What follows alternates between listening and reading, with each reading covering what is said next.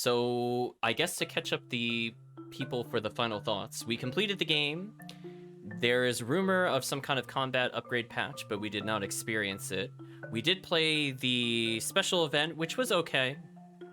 I mean, it was a nice way to get extra skins, but it in and of itself was not super interesting. We just collected ghosts and just got some items. Not more than like another 40 minutes of content. So I don't really have too much to say when it comes to the special content, but let's talk about the core game. So what did we like? What did we dislike? What worked? What didn't work? So let's start with the positives. I always like to start with the positives. So we're listening to one of the positives. I think the soundtrack, unique. I think it really fits the game. And I think it adds a lot of enjoyment whenever we're doing tasks, whether we're trying to keep cultists alive, whether we're in dungeons or we're playing some of the mini games. So definitely shout outs to the composer. The art style, while simple, I think worked for the game. I like the aesthetic of some of the backgrounds. It kept it very simple. Maybe some people would be turned off from it, but I think it worked overall. Where I have some kind of mixed feelings about it is the game itself. I think this game could have been an easy 10 out of 10 for me, but there are just enough little things wrong with it that it's hard to say it's a perfect game. Now, do I like the game overall? Yes. But I'm going to break down, I think, from the standpoint of the beginning of the game to the end of the game to kind of give an understanding of where I think the game had some big issues. So from the standpoint of starting the game off, you don't have a lot of followers. There's this tech tree you could go through. There's these doctrines you can get, which are kind of like disciplines that will give us temporary bonuses, mostly to the cultists. And all of it is really nice in theory, right? It's supposed to keep you invested. It's the reason you get more followers is to get more faith. Faith generates the points to get more buildings. Buildings help you progress with potentially late game dungeons, depending on what you get. And they also help keep the followers alive. So it kind of like feeds into a cycle. Where I think it has some issues is once you get the follower engine going and you're not in like the first, let's say 4 to 6 hours of the game, you start to hit a kind of issue with resources. And the game doesn't really give you a lot of ways to convert resources into other resources, which I think is kind of crucial in like a management sim. Like, just think about any other game you might play where it could even just be like a real-time strategy would be another example, where you could use gold to get X, or you could trade this resource to get a better resource. There wasn't really a lot of it in this game. It gives you some like mid-game options of hiring people for missionaries to get random resources. But more often than not, we could convert things into gold, but we couldn't convert gold into stuff that is useful. So like I could give up, for example, 100 units of grass that I might not need because I don't need to feed people with it. Yeah, like we got stuck with the wood shortage, exactly, where I just needed a really basic resource, and it wasn't even about converting it into more advanced resources, because with management sims, it's always like, you need X to get Y, and Y gives you Z, and then Z gives you the thing you actually want. Do you know what I mean? Like, it had that kind of flow going on with it, but it definitely kind of tripped over itself, where I just could not get wood from a dungeon. The only way to get wood is to get a lumberyard, but the lumberyard costs wood, and I'm like, why would you do that? And then the lumberyard destroys itself. I will say I am not a fan of the mechanic of the building self-destructing. Some of them don't, a lot of them do. I think where the game kind of struggles with making the right decisions for the player, especially from a first-time perspective, is that it really needs to tell you, like, if a building has a requirement on another building. Like, I'll give you an example. Things that sound really cool but are completely useless for pretty much all of the game except for post-game would be like the harvest totems, right? So you want food to feed your cultists, and the harvest totem gives you food faster. And you're like, what's wrong with that? Well, the game doesn't tell you until you build it that you need to fill it with gold bars. How do you get gold bars? Gold bars require you to have a lot of money, which you will not have at any point other than post-game. And then you convert 10 of those gold coins into gold bars. And in order to do that, you need a refinery. And to get the refinery, you need stone and wood. In order to get stone and wood, you need the lumber yard, you need the stone yard. So It's like way too many steps deep for something that should have been standalone, to be honest. I feel like a lot of those are super bad. I think another one we saw that was just absolutely atrocious was we needed fertilizer for post-game, and it required 50 units of grass. You get maybe an average of about 50 to 60 a dungeon. So you're like, how much would a good conversion rate be to become fertilizer? If you guessed 15, you would be correct. And when I saw that ratio, I was like, that is absolutely horrendous, and we are never using that again. So super, super, super unfortunate for sure. When it comes to the cultist needs, I feel like it is kind of hard to... It kind of conflicts with the rest of the game. Like, they want you to do things to raise faith so they don't become dissenters, and you do that by doing sermons or performing rituals which require bones, which you get from dungeons. And you can do things that impact the gameplay. So you can make them work all night, you could do a ritual to feed them, or make them fast so that you don't consume food. But I think a big problem with it is just like, a lot of those are just kind of useless. Like, unless you get them like literally at the beginning of the game, they just immediately fall off. Like, we're talking, it falls off as early as the second dungeon levels of fall off, and there are 4 major dungeons in the game and the final boss itself. So to already be like to be completely useless by the second dungeon, I think is just brutal. I really hope they revisit some of those and they give you options to change it. So one thing I didn't mention about the doctrines, because there's a lot to talk about with this game. The doctrines, you choose them once and they're forever there, but it's a you pick A or B kind of option. So early on, you might want something like, let's say you want the tax collector because you're not able to get buildings fast enough because a lot of things do require gold to construct, which makes sense, right? But at the end of the game doesn't tell you this, but all that extra faith you've been storing up, once you're done with everything in the tech tree, turns into gold. So now you have something that's so much more powerful than the tax collector, and you have no way of switching it from a tax collector to somebody that builds loyalty, which loyalty is probably the best thing to raise in the post game. So kind of brutal. It's stuff like you wouldn't know that happens because the game doesn't really tell you it. And I think that game kind of suffers in, like, we've been talking mostly about the management sim so far, but let me be very clear. This not telling you information is both in combat as well as the management sim. So from the management sim standpoint, it's like, it kind of tells you what it needs sometimes. Like, it will generally be pretty good at, like, conveying to you, you could see you could see the whole technology tree, you could figure out where to pick things, you know exactly how much resources it takes to build a building. But a lot of what it doesn't really tell you right away is how some of the buildings work in conjunction with each other. And there's a lot of kind of hidden mechanics the game doesn't really bother to explain. You just kind of have to stumble upon them, for example. So one thing that was kind of annoying that the game doesn't really explain is that time still resumes when you're in the chapel, even though it hides the clock.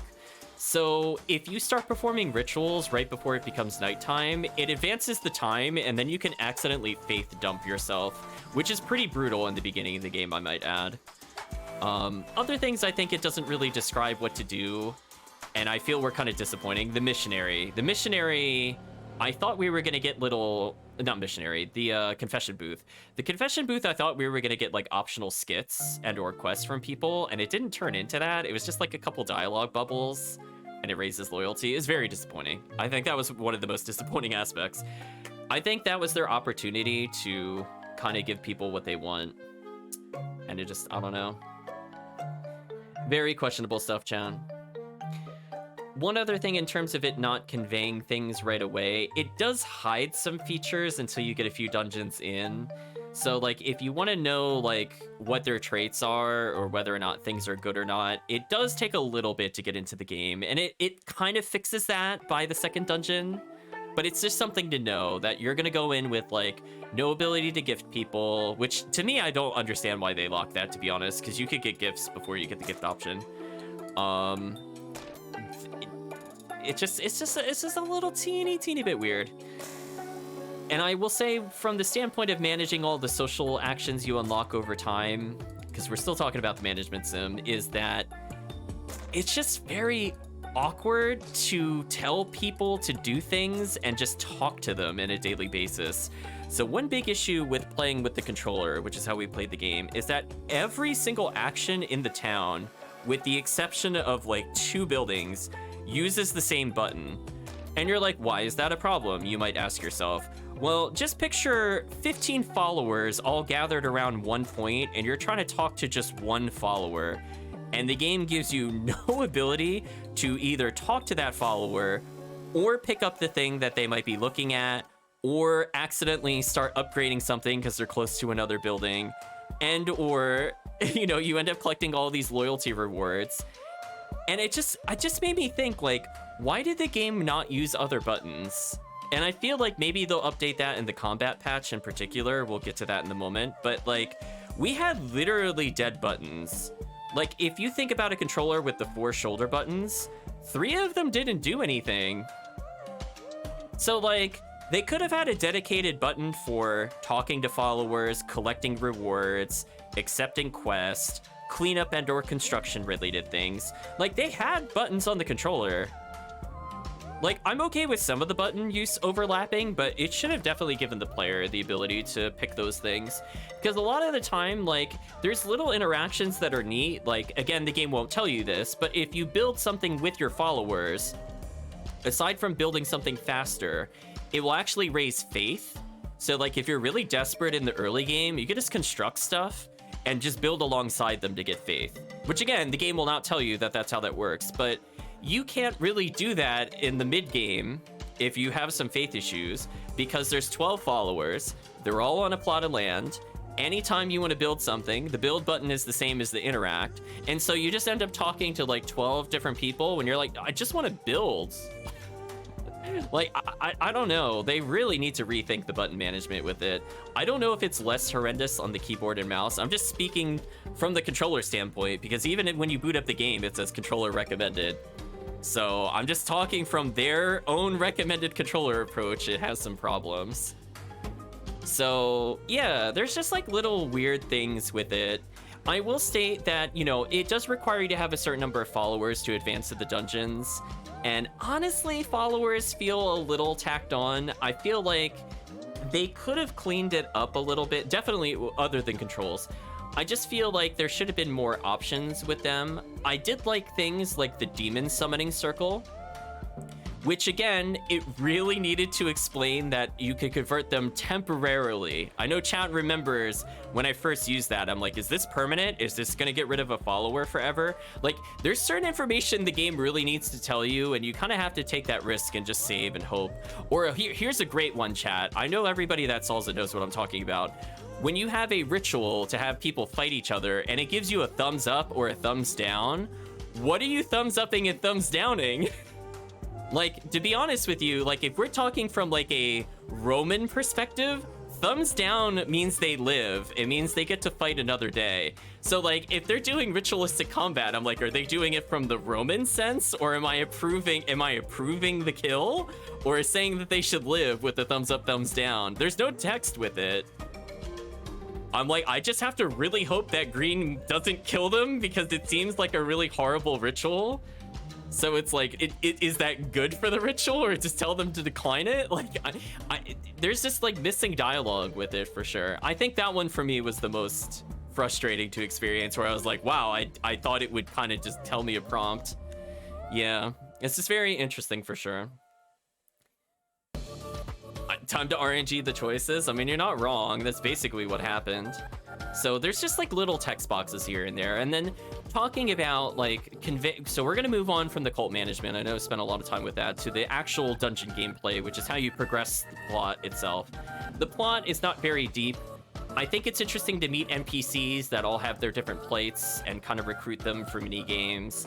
They're not really deep. It's kind of on the shallow end. They unlock some fun mini games in some side areas. I'm gonna be honest with you, I never understood why it locked out you being able to travel to different places. I guess it just does that when you beat a boss. I still don't even understand it, having beaten the game. I'm gonna be honest with you. It just felt like it arbitrarily locked out world map travel. But from the standpoint of, you know, going from the beginning of the game what worked for me and then what didn't work for me. When you first start the game, you get one weapon, one spell, and you're just expected to complete a dungeon. Dungeons are not very long. They consist of certain special rooms, I'm going to say indicated on a dungeon map.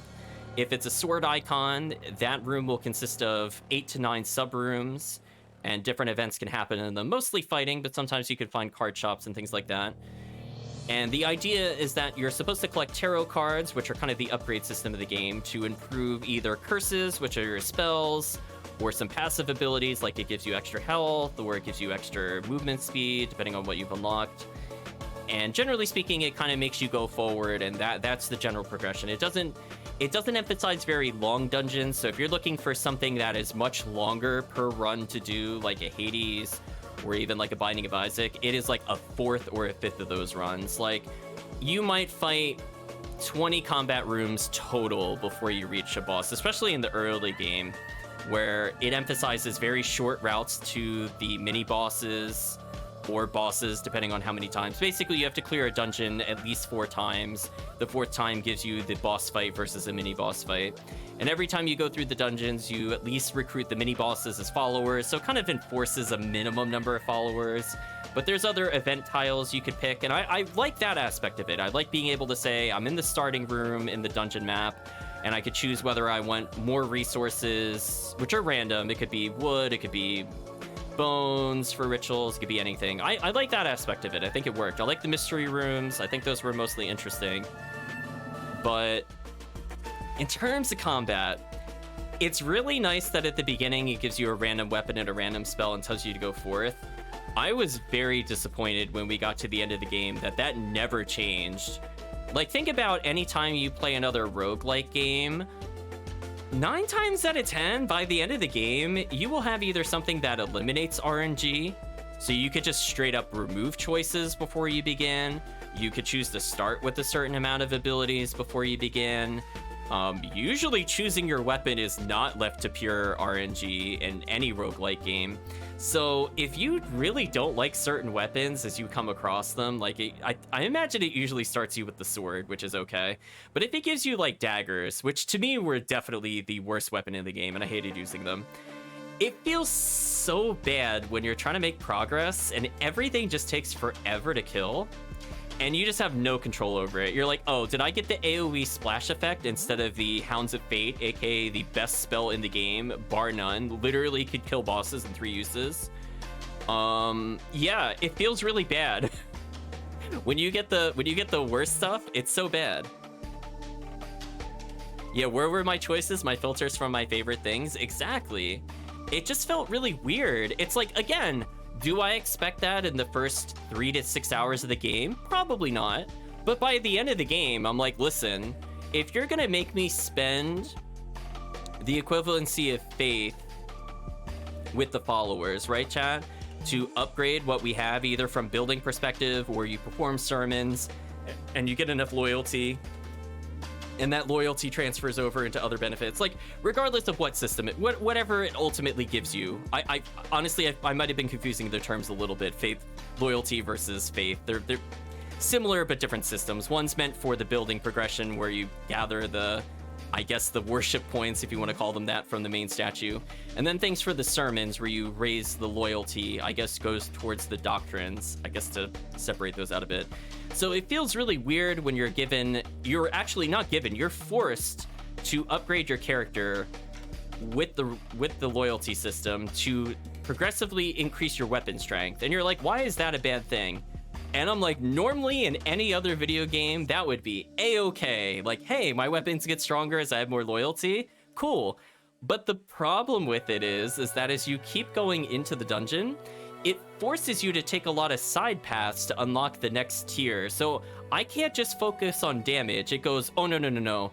You need to unlock necromantic weapons, even though they are absolutely terrible. We're going to force you to get those, because there are no optional things in the tree. Thou must get every upgrade, no matter how bad it is. Like, oh, did you like the starting spells and you really, really don't want possession? Because that is one of the worst combat mechanics I've seen implemented in a game, and I absolutely hate it. Too bad, you have to get it if you want to upgrade your weapons again. Get wrecked, fool. So it would take some of the core spells you would get. I think there's 8 or 10 spells you start off. I'm not going to look it up to verify. But just from playing experience, that's what it felt like. There's 8 or 10 core spells. And then it would add a modifier that you're forced to get in order to keep leveling your character to stronger and stronger weapons. And it feels so bad. So it could take bad spells and make them absolutely horrendous, which I do not think is their intent. I really hope they fix that with the combat update. Spell upgrades should not feel like a downgrade to the base spell ever, under any scenario. Like, it's very frustrating how bad some of them were. And yeah, I just hope, you know, as you go to the end of the game, you should feel stronger. Honestly, I felt very mixed whether or not I felt stronger by the end of the game. If I could have just had the starting equipment, I think I would have felt stronger than I would have by the end of the game. The only difference between the beginning of the game and the end of the game of why we were really strong and why that whole mechanic is even worse than it sounds is the intent is the game wants you to eventually sacrifice your followers in order to make the game easier. It'll give you more starting health in a dungeon. It's going to give you stronger weapons. It's going to give you, presumably, better spell damage as well. And the problem with it is that the sacrifices kind of outscale the loyalty stuff. So, you know, you got out of your way to kill a follower, which, by the way, the game also doesn't explain this to you, but if they die via old age or you ascend them, which is a positive version of sacrifice and increases loyalty instead of weapon strength, or if you sacrifice them, then you could still revive them. That's kind of crucial. The game has to kind of tell you those things, because I would assume when you see a giant tentacle drag somebody into the depths of the abyss that they're just gone. I don't know about you. I would not think I could revive them at that point from a general standpoint. So that was kind of a surprise to me to see that that was like that. And again, you might not get the revive ever in your playthrough. So it's just kind of like, oh, that would have been good to know. But anyway, speaking of the combat system, so I guess we'll break down each of the weapons in more detail and why I feel like the game really needs a overhaul. I would say for longevity.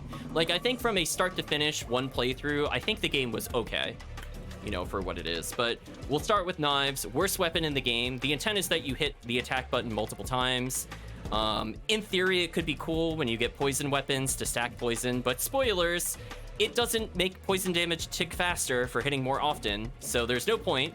Any weapon at all can get poison, so better just to put that on the heavy hitting weapons. So all the gimmicks of Dagger are just terrible. It just attacks really quickly. The combos are very short range. They're very awkward. It has the worst dodge roll attack in the game. Bad range, leaves you open. Kind of slow. Very slow, actually, compared to some of the other weapons. So really, really not great if you pick those up. If you get those, I think that's where I end up focusing on a spell build. Honestly, I really hope I get a good spell to kind of carry me through the dungeon on normal difficulty. If you're playing higher difficulties, I think it's just basically GG, honestly, if you get knives. It would have been cool if there was something like Leech, where number of hits equaled like small amounts of life gain over time. That would have been kind of cool, but that doesn't exist in this game, so useless. You got your regular sword. It's just your starter sword. It's never going to be super impressive, but I'm not usually upset to see it. It's got a decent dodge roll attack. So I think, like, in terms of being able to both clear the area of resources, because there might be bones from enemies that you could shatter for more resources, or like tall grass or whatever, I think the sword was fine. I think it taught you what it needed to teach you. Decent range, decent speed, but not like top tier by any means. So it'll get you through.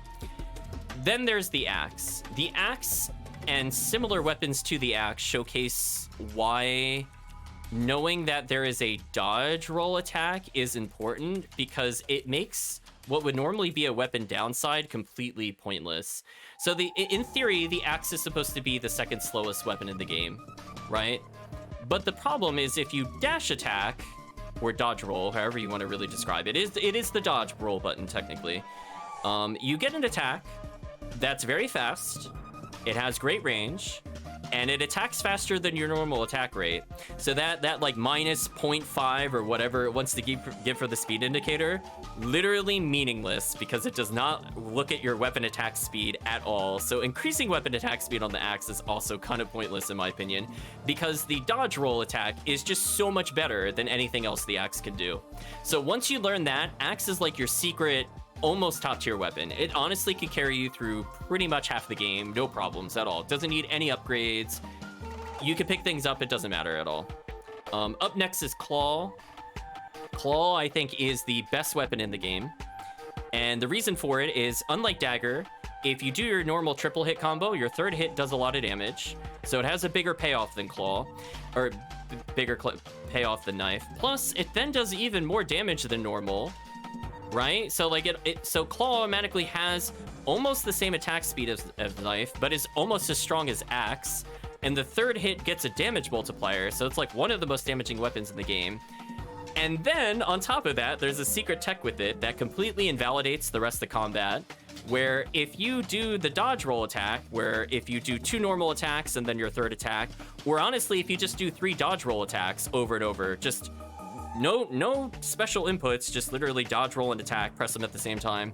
Eventually, it'll lock you into the third attack of the Claw, and this third hit of the Claw has absurd range. Like, if I were to describe how much range this thing has, I would say it is like wielding an oversized gargantuan spear. It hits so far beyond where the claw swipe is, and it is insane. Like, we're talking like, normally you hit maybe about a thumb in front of you with Dagger. Sword might be 2 thumbs. Axe might be about the same distance. Claw, like 4 thumbs. It hits so much further than everything else. Sometimes even 5. I feel like if they're literally horizontal of you, it just hits everything. It makes no sense. It's got a huge, like, 180-degree swipe radius, and even though it only looks like it hits forward, it hits to both sides of you. It's completely busted. So honestly, once you get Claw, if you manage to get Claw in any boss fight, it is GG. It is really hard to lose with the Claw if you know about that tech. And I guess last up is the Hammer. It has a big delay, it hits. Not good. It's probably, depending on what I'm planning to fight, I might like it more than the sword, I might like it less than the sword. It's supposed to be the big damage dealer, but because it puts in a forced charge time, this could be a big issue with bosses that like to move a lot, or any enemy that's really mobile. So it becomes like very situationally usable, which again, like in theory is okay, but more often than not at the late game, it's not useful. Unfortunately, it just kind of is what it is. So that's our combat overview, because the combat is really just a breakdown of what weapons you're using. Everything else is just like simple button mashing. There's no special attacks, there's no charge attacks. You can use spells after a certain point in the game. And as I said before, they either go from hilariously useless, like we're talking like I could take like 3 spell casts to kill a normal enemy, to hilariously broken, where 1 spell cast will do a quarter of a boss's health. Like, the damage difference between the top tier spells and the bottom tier spells is absolutely insane. They really need to fix that at some point. Like, the Hounds of Fate, when you only have 3 casts max, and that's still enough to instantly kill a boss, is insane. That is so unbalanced. Like, that's something I would expect to see in like an easy mode, not in like the traditional difficulty of the game. Like, I felt really bad at points. I'm like, do I bump up the difficulty when I get this combo of Claw plus this? Like, our DPS is completely insane. And just kind of showing like how useless Dagger is, it might take me upwards of 9 swings to kill like a normal enemy, and the Claw kills in 2 hits. And the Claw can do those 2 hits in the time it takes for 4 knife swings. So it kills more than twice as fast, and it hits further than the Claw. Or, I keep saying that. It hits further than the knife. And it has better AoE range, so I'm more likely to hit multiple characters at once. And I don't really get pushed backwards while stabbing, so I don't need to reposition at all. It's so unfair, chan. Claw superiority for the win. So where do I think they could improve themselves to move themselves from what I would say is maybe like a solid 8? Because I do think the game is fun with Twitch integration. I might take a point off in single player, because I do feel like the Twitch chat being able to name the characters as followers and create their own followers really cool.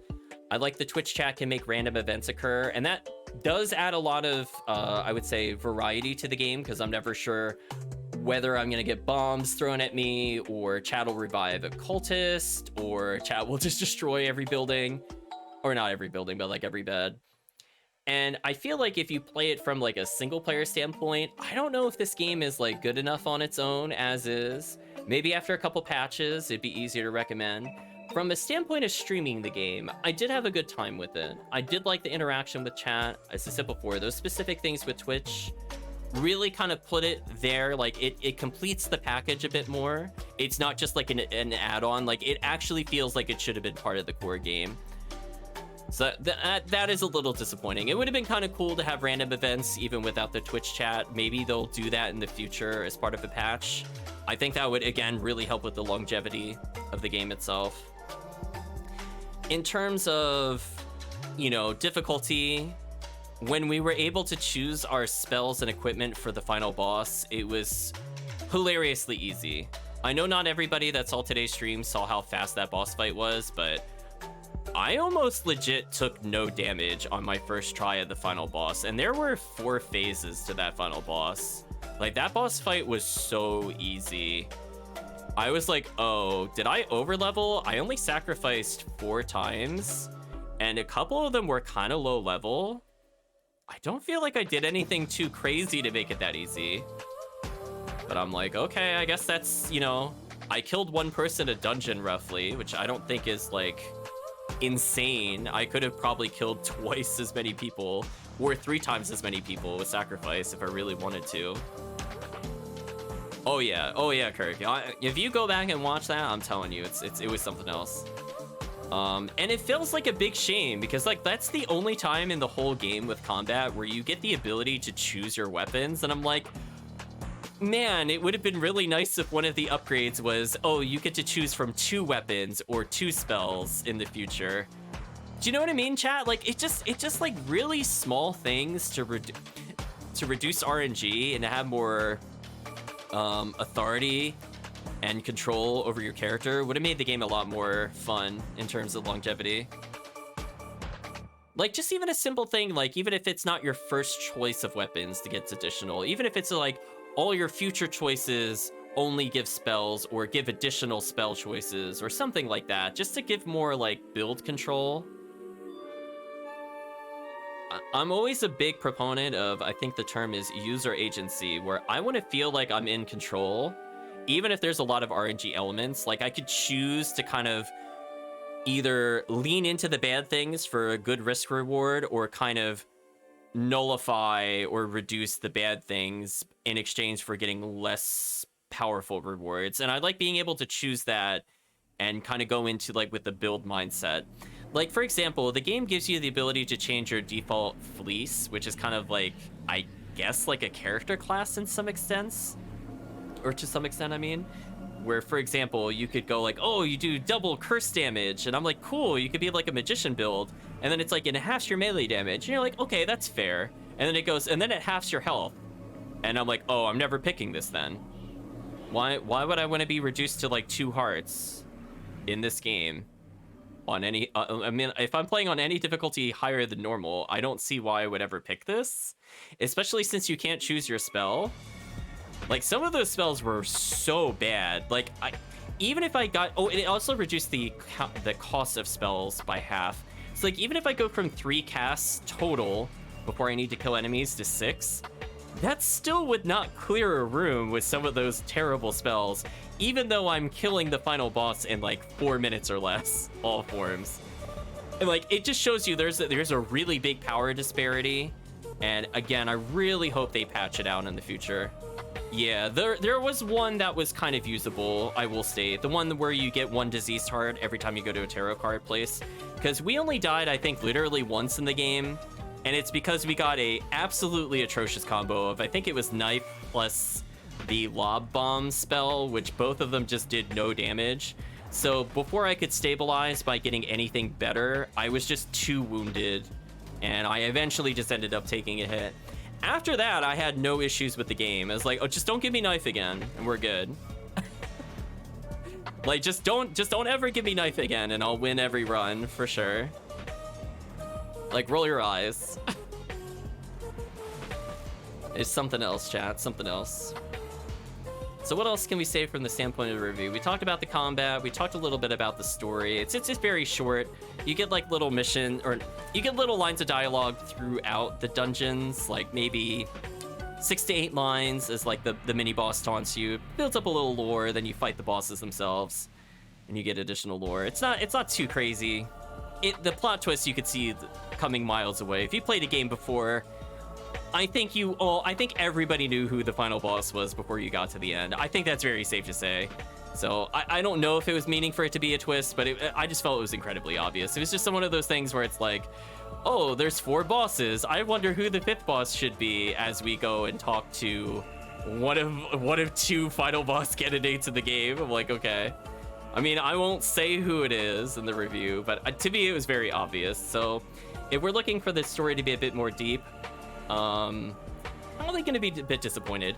Like, I don't expect games to be on the level of Hades with the storytelling. You know, it is like passable for what it is kind of things.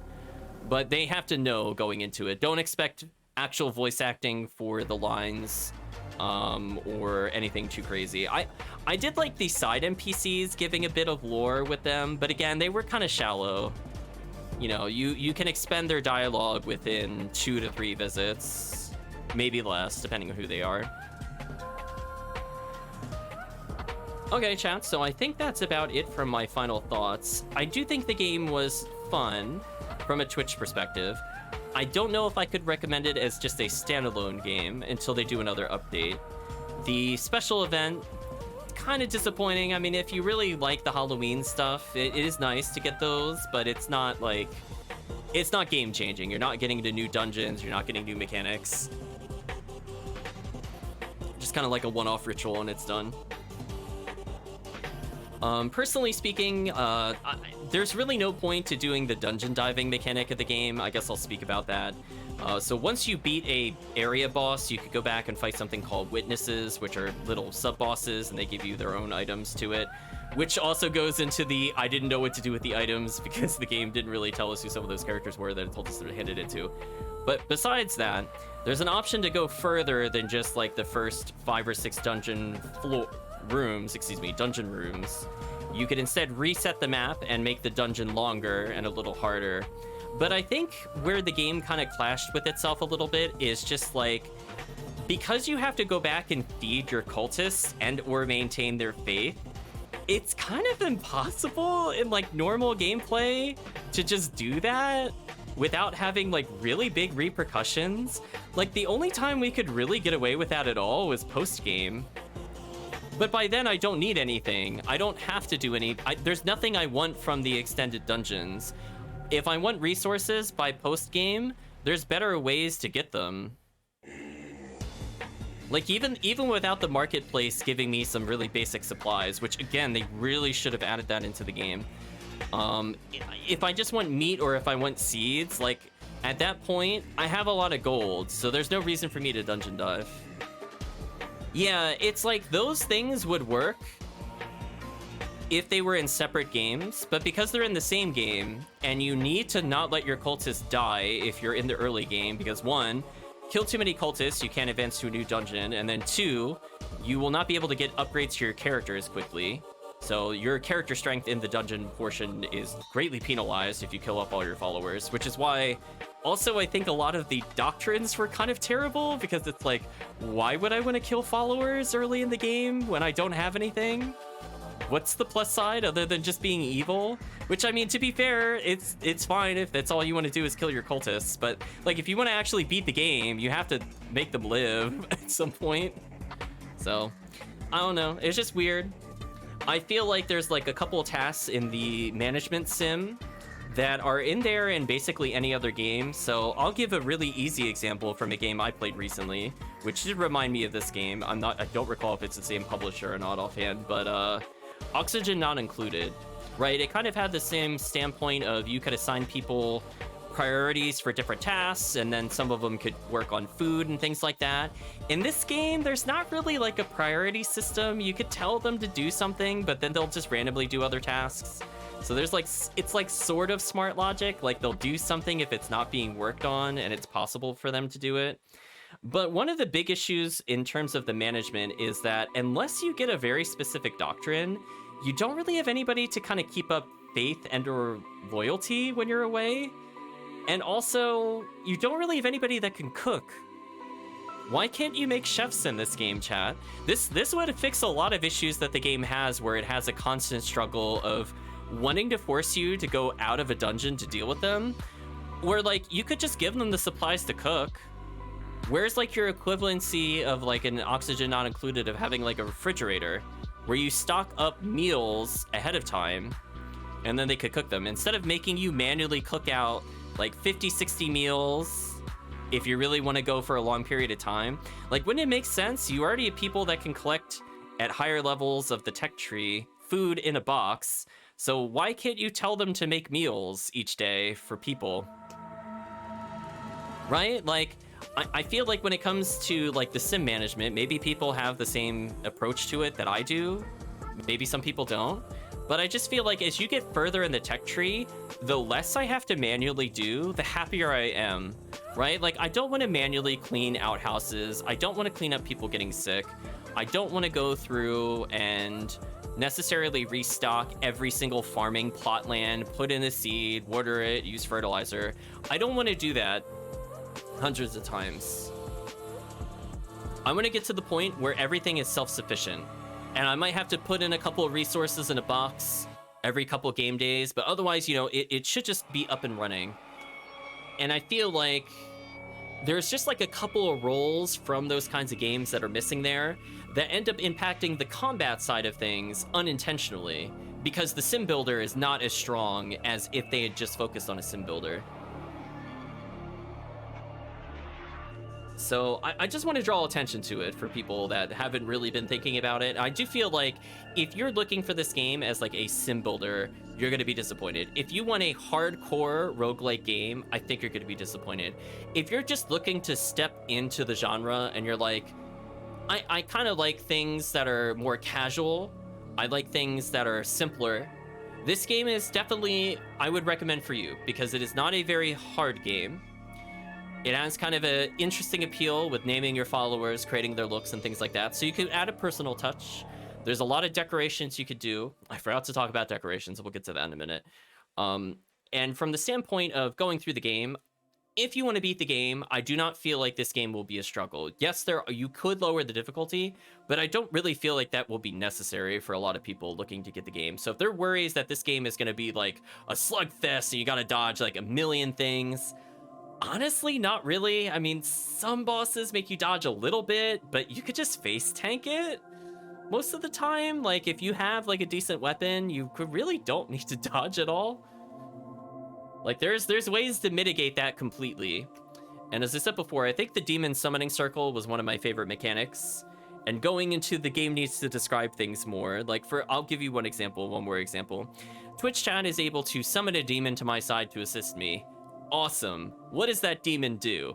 I have no idea. The game doesn't explain it to you. The demon is not listed in your followers, not listed on your character, not listed on the UI, not listed on whatever it does. So until you build that summoning circle and you go and you manually look at every single demon form there is, you have no idea what things do. So from the standpoint of going through, I will state, if you're looking to beat the game super fast, Melee Demon OP. Melee Demon is so powerful, it shows you how bad Knife is, that one swing from Melee Demon can hit multiple enemies and kill them instantly. Meanwhile, Knife is like stab, stab, stab, stab, stab, stab, stab, stab, stab, stab. Oh, I got one kill. Stab, stab, stab, stab. Like, Melee Demon can hard carry you the whole game. And you could get more melee-ish characters. You can't have more than one of each demon type. But you can still have 3 offensive demons, and they will steamroll every encounter once you get them. So definitely recommend it if you are struggling with the game at all, to just go ahead and do that. So let's talk about one final thing. We talked about... mayhem! Oh, Thank you, Alpin Shellac, for the raid. We're just going through the final thoughts of Cult of the Lamb. So from the standpoint of decorations, I feel like, you know, it's very easy to say they're useless. I feel like if this had been a game like The Sims, where characters cared about the quality of the camp, or if they had like a room score equivalency thereof, decorations would have been a bit more interesting. But over 90% of them have no function. They just take up space. Not super useful in any particular way. I think some of them can raise faith, like a very small category of them, and some of them are just meant to line the path. So if you like decorating your place, it's fine, but it would have been nice if those actually tied into some benefits for sure. So chat, we'll take a brief pause here, but if you have any final thoughts on Cult of the Lamb, we'll talk about it.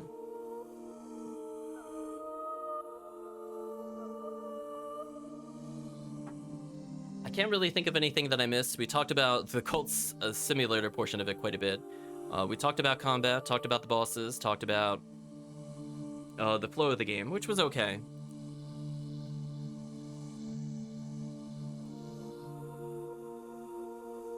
Hello, Alpin. What's good?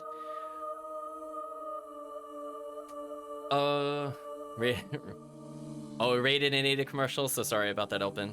We're just wrapping up with the review here, so no worries. So we'll conclude, I think, the review in just a moment. I can't think of anything else that I didn't talk about. We'll talk about the price. I think on sale, I think it is worth the price. If you're paying sub $20, so we got like 26, 28 hours of enjoyment from it. It's fine. If we're going to compare it to other roguelikes we've played, especially something like Hades, it will not be my personal preference. But again, for people just looking to take a little dip into the roguelite genre, it's not a bad game. Not quite as intense as Hades. Yeah, Hades is one of those ones where it is kind of a hard sell. I know there's like an easy mode, but some people will be like immediately turned off. They have to go to easy mode kind of things. This game, the default difficulty was probably a little too low. They probably could have tuned it up a little bit. And some of the late game difficulty is just because you got really, really, really bad weapons and spells that just absolutely are atrocious. And it's nothing to do with like the mechanics of the game. So who knows, chat? Maybe in the future they'll add more interesting mechanics. Like if we're gonna borrow from other games we've seen of similar genres, like charge attacks or special inputs. It's just missing kind of that oomph. Right, chat? Like if we had like a face button that did like a special attack per weapon, that would have probably added more longevity to it for me. But from the standpoint of, will I play the game after I've beaten the game? Probably not, until they do another patch. Yeah, it's definitely meant for the casual experience. Like, I'm not expecting, like, Hades, where you have, like, a special attack versus the normal attack, but then it changes when you're dashing and all those other mechanics. And that game is very mechanically complex, but very rewarding. But, you know, even just something like a charge attack, like, I don't feel like we're really asking for that much, to be honest. Just like, it just needs a little something for sure if you want to make it more compelling. And I think some of those issues, until they work out, you know, how to make sure your cultists don't starve without you generating hundreds of meals ahead of time, would have been nice if some of that could have been micromanaged by the game itself. So hopefully they continue to improve upon what buildings you could create and kind of touch it up there. But I guess those are my final thoughts. So hopefully you enjoyed the gameplay, and if you got to this point in the review, thank you for putting up with some of the rambling in the middle. But in terms of the gameplay itself, I'll keep an eye out. Maybe we'll see one more video, and I'll have a separate final thought, I suppose, for the patch notes to see if that made the game worth returning to or not. But I think for now, we're going to say so long to Cult of the Lamb, and so long to the people on YouTube. So if you got to this point, thanks for watching, and hope to see you again next time.